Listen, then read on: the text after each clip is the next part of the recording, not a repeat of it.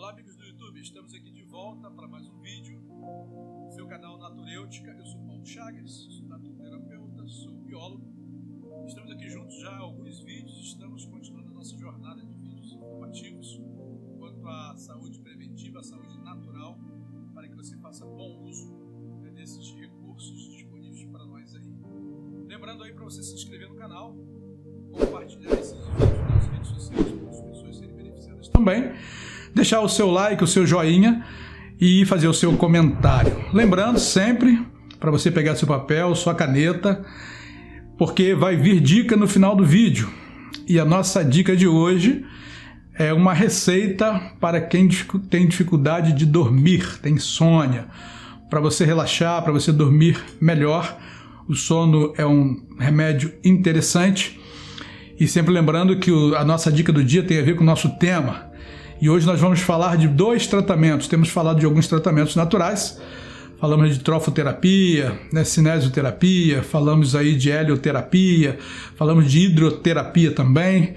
E hoje nós vamos falar dos dois últimos remédios naturais, tratamentos naturais, que é a cinesioterapia e a sonoterapia.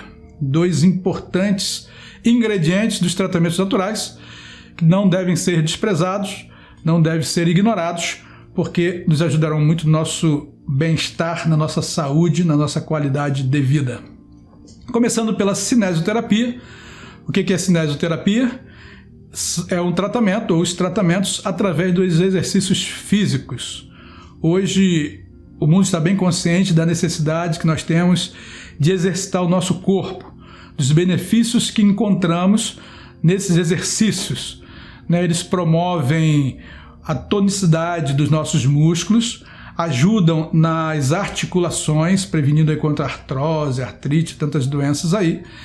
Eles nos ajudam na nossa saúde cardiovascular, porque ao fazer exercício físico, nosso coração bombeia mais sangue para o nosso organismo.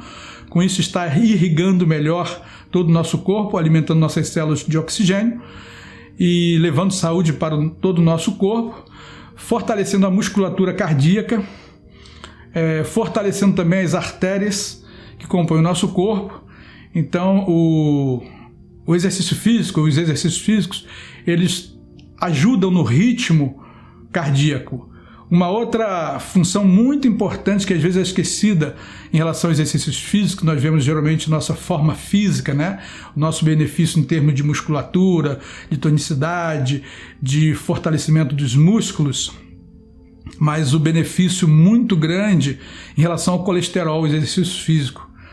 Porque nós, quando nos exercitamos e consumimos alimentos oleaginosos, ricos em gorduras poliinsaturadas, a associação do exercício físico com a ingestão dessas gorduras ajuda a promover um colesterol excelente para o nosso corpo, que é chamado do colesterol bom, o HDL.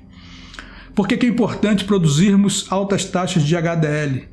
Porque o HDL ele elimina do nosso corpo, das nossas artérias, do nosso sangue, o colesterol ruim, que é o LDL. Esse colesterol ele é aquele que entope as artérias, que obstrui as artérias, que causa aí tantas doenças, os AVCs, os infartos, assim por diante. Então, você ter prática regular de exercício físico, ingestão regular de alimentos oleaginosos, com esses ricos nessas gorduras poliinsaturadas, que são as gorduras boas, não são as gorduras saturadas, então você vai ter um nível de colesterol satisfatório. Se você já tem elevado o nível de colesterol no teu corpo, através do resultado de exames que você analisou, então já começa a colocar em prática na sua vida a regularidade de exercícios físicos. Você deve fazer todos os dias, pelo menos no mínimo 30 minutos por dia, de preferência um exercício de baixo impacto, dependendo da idade, principalmente se as pessoas tiverem uma certa idade, acompanhado de um profissional que oriente, que seja um exercício de preferência aeróbio, para que você tenha os benefícios do oxigênio, da respiração cadenciada com exercício, ou então que sejam exercícios leves, mais de menor impacto, como caminhadas, enfim. Mas se os exercícios que você quer fazer, que você gosta de fazer, têm impactos maiores, é bom que um profissional te acompanhe. É importante também que nós escolhamos lugares adequados para esses exercícios, de preferência lugares arborizados, porque nós vamos ter oferta de oxigênio bem melhor. Pouca ou baixa ou nenhuma poluição. Eu vejo muitas pessoas fazendo caminhadas ou andando de bicicleta, né, que é um bom exercício, às margens de estradas, de rodovias. A quantidade de monóxido de dióxido de carbono que é jogada ali pelos carros, pelas descargas dos carros, é muito grande. E você está dando uma corridinha ali naquela rodovia, uma caminhada intensa, ou mesmo com a tua bike lá andando, né, fazendo um ciclismo, você está com a sua respiração mais intensa devido ao exercício. E você vai absorver para os seus pulmões um ar muito mais poluído, muito mais contaminado. Então procure os lugares mais próximos à natureza, mais longe desses contaminantes, desses carros e fábricas, né, que têm emissões atmosféricas poluentes, para que você tenha aí uma qualidade de oxigênio bem melhor, né? Bem mais puro. Então essa é uma recomendação. Uma outra recomendação também, como eu já falei, a regularidade. Tem pessoas que deixam para fazer exercício físico intenso só aos finais de semana, não é ideal, não é bom, pelo contrário, é até perigoso. Você tem que fazer, mesmo que seja menos intenso, né, o menor tempo, mas com uma regularidade maior. O local eu já falei, com roupas adequadas, né? Tem pessoas que usam umas roupas, mulheres principalmente, muito apertadas, com produtos, né, sintéticos que atrapalham a respiração do tecido, né, do tecido da derme, da nossa pele, e acaba, ou então prendendo, de certa forma, por ser apertado, a circulação sanguínea. Tudo são coisas que atrapalham, né, os benefícios tão grandes que nós temos do exercício físico. Então essas seriam as recomendações que nós teríamos que dar em termos da cinesioterapia. É um tratamento muito importante. Muitas doenças, hoje os profissionais fisioterapeutas, os professores de educação física e os orientadores aí, né, de todas as áreas nas suas especializações, têm ajudado muitas pessoas em muitos tratamentos de coluna, de articulações, enfim, através desse tratamento interessante que é a cinesioterapia. Bem, e o nosso segundo tema, que nós apresentamos lá no início, é a sonoterapia. Nós poderíamos dizer que é o repouso, né? A sonoterapia é a mesma coisa que repouso. Então nós trabalhamos, nós nos exercitamos, nós vamos para o nosso lazer, nós temos nossas atividades diárias, porém não podemos desconsiderar o momento que nós temos que ter de repouso para o nosso corpo relaxar, descansar. Muitas doenças hoje são oriundas do estresse, e o estresse é oriundo dessa movimentação intensa, sem os descansos devidos, sem o repouso devido, que nós colocamos no ritmo nosso de cada dia, expondo o nosso corpo a essa carga de trabalho muito intensa. Não só o nosso corpo, mas o nosso cérebro também.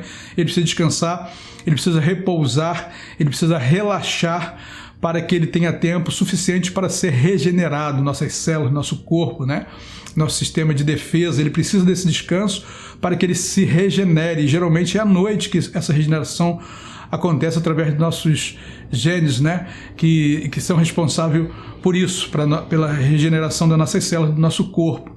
E muitas vezes nós adquirimos um ritmo tão intenso que nós negligenciamos a questão do repouso, principalmente a questão do sono, né? O repouso não é só dormir, mas quando nós tiramos horas suficientes de sono durante a noite da forma correta, nós estamos ajudando nessa questão do repouso. Se não conseguimos repousar durante o dia, dar uma parada na hora do almoço, relaxar, descansar, porque o nosso ritmo é muito intenso, mas se pelo menos no horário noturno nós dedicamos um tempo suficiente para o repouso do nosso corpo, do nosso cérebro, nós já estaremos ganhando muitos benefícios para a nossa saúde. Nós devemos dormir pelo menos 8 horas por noite. Isso aí é uma média, né? Depende da idade, depende de uma série de fatores, mas colocando uma média aí de 7 a 8 horas de sonos bem dormidos durante a noite. Não vamos considerar o sono diurno, para aqueles que conseguem, né, tirar aquela pestanazinha aí depois do almoço, tal, ou à tarde. Nós não estamos considerando esse repouso, que é importante também, ajuda bastante. Mas nós estamos falando daquele repouso noturno. Por quê? Porque existe um horário, né, interessante para essa regeneração do nosso corpo e para o momento desse repouso. Existem pessoas que eles trocam a noite pelo dia ou vão dormir pelas madrugadas, e estende o seu horário de sono até amanhã, né, altas horas da manhã. Isso não é ideal para o nosso corpo, né? O ideal é que você durma antes da meia-noite, pelo menos às 2 horas, às 22 horas, e dali você complete o seu ciclo aí de 7 a 8 horas de descanso até a manhã seguinte. O ideal é que seja num quarto escuro, sem iluminação. Tem pessoas que não dormem, não conseguem ficar no escuro, então deixa a luz do quarto acesa. Isso é prejudicial. Por quê? Nós temos uma glândula, né, chamada pineal lá no nosso cérebro, e que ela, com a claridade, ela não dá interrupção no nosso metabolismo, digamos assim, né? Então nós deitamos, dormimos, mas não descansamos. E prova disso as pessoas que no outro dia, mesmo tendo dormido horas aparentemente suficientes, pelo número de horas sim, mas não dormiu da forma correta, estão toda hora bocejando, expressando que está com sono ainda, ou estão com o corpo cansado ainda nas primeiras horas da manhã.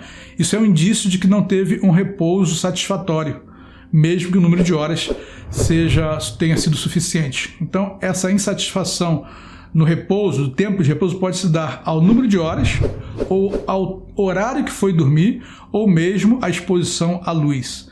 Então é importante que até ao levantar para ir ao banheiro não se acenda a luz, para não haver essa interrupção nesse adormecimento, digamos assim, do nosso cérebro, nesse preparo do nosso corpo, nesse relaxamento para o repouso, né? Nós temos todo um preparo no nosso metabolismo, no nosso sistema fisiológico, nos preparando para o sono.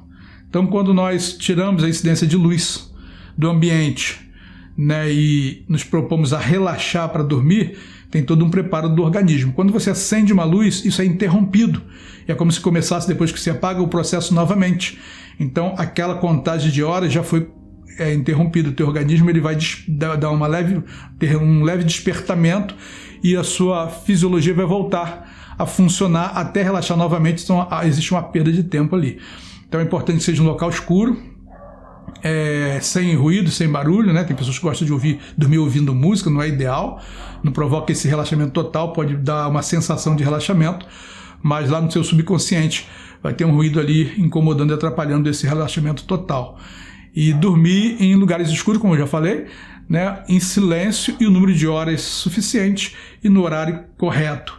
E você vai ver os benefícios que você vai ter em relação a estresse, irritabilidade, a questão de memória. Tem pessoas que não têm dificuldade de memória e é falta de sono, é falta de repouso, e é a vida agitada e é o estresse que causa todos esses problemas e outros mais problemas que são causados para a saúde em relação nosso corpo, principalmente nosso sistema imunológico, que não tem o tempo suficiente para se regenerar, para se fortalecer para a próxima etapa do dia. Bem, essas foram nossas considerações. A nossa dica no final do vídeo, né? Sempre temos a dica, a nossa receita, que é uma receita para dormir. É uma receita simples, mas que ajuda muito. Se você tem essa dificuldade, você pode fazer o uso do mel. Uma meia hora, 1 hora antes de você dormir. Se você quer dormir às 10 horas da noite, 9 horas você pode pegar um pouco de mel, uma colher de sobremesa de mel, diluir num suco de limão ou diluir numa água mesmo, em qualquer outro líquido, né, que seja natural, e você ingere essa quantidade de mel diluído e vai ajudar excelentemente no relaxamento para você conseguir então dormir. Nós temos que estar com o corpo e a mente relaxada, desconectada, para podermos ter um bom sono. Um outro ingrediente muito bom para isso, se fizer uso diário, é o cloreto de magnésio.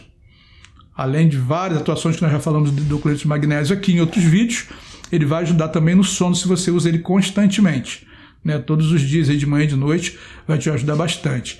E uma última dica para um bom sono, para um bom relaxamento, para que o estresse vá embora, são os exercícios respiratórios.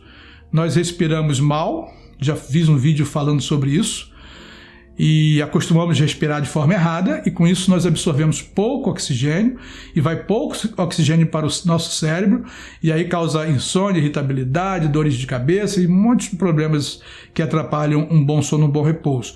Então você pode, assim, uma meia hora antes de dormir, ou mesmo 1 hora antes de dormir, fazer alguns exercícios respiratórios, inspirando ao máximo que você conseguir inspirar de oxigênio profundamente, parando alguns segundos, 5, 6 segundos, e expirando a maior quantidade de oxigênio que você conseguir colocar para fora. E repetindo esse exercício, né, essa ação de inspirar e expirar, o máximo que você puder nas duas, quanto mais você ar colocar para fora na expiração, mais ar você vai conseguir colocar para dentro na inspiração, e com isso mais oxigênio, enchendo seus pulmões, enriquecendo a tua corrente sanguínea de oxigênio e automaticamente as suas células cerebrais, beneficiando bastante essa questão da tranquilidade, da calma, do sossego, né, do relaxamento para o sono, ok? Essas foram nossas dicas. Lembrando aí, não deixe de se inscrever no canal, de dar o seu like aí, fazer o seu comentário e compartilhar para outras pessoas terem acesso a esses vídeos também, ok? Um abraço a todos, lembrando, saúde não é coincidência, é providência. Até o próximo vídeo.